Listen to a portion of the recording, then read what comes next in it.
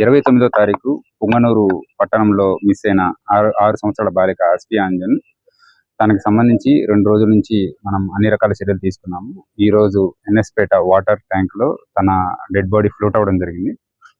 దాని తర్వాత అక్కడి నుంచి నియరెస్ట్ ఏరియా హాస్పిటల్ కి బాడీని షిఫ్ట్ చేసి టీమ్ ఆఫ్ డాక్టర్స్ తో మనము పోస్ట్ మార్టం చేసాము. ఈ పోస్ట్ మార్టం లో క్లూస్ కోసం కావాల్సిన బాడీ పార్ట్స్ ఇవన్నీ కూడా కలెక్ట్ చేసేసి మనము తిరుపతికి దీన్ని పంపించడం జరుగుతుంది. సో ఆ వచ్చిన రిజల్ట్స్ ని బట్టి ఫర్దర్ ఇంట్రాగేషన్ జరుగుతుంది.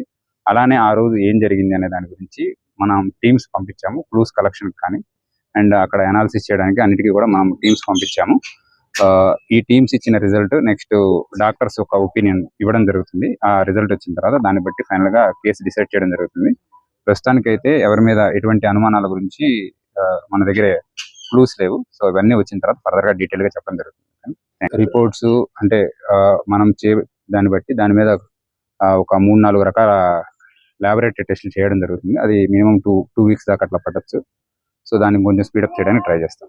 ప్రిలిమినరీగా ఒపీనియన్ ఫామ్ చేసుకోవడానికి మనకి ఎలా జరిగింది అనేది మనము దాని గురించి ఆలోచించాల్సి వస్తుంది. ప్రిలిమినరీగా ఒపీనియన్ ఫామ్ చేసుకునేంత ఇంకా లేదు.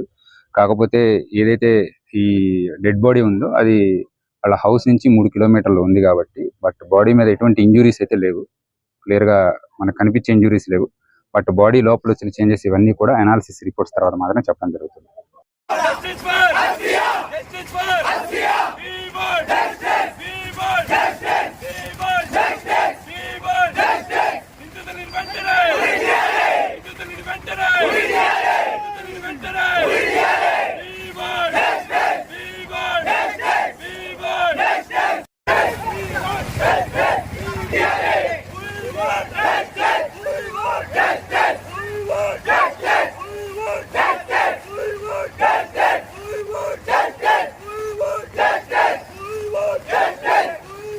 Justice!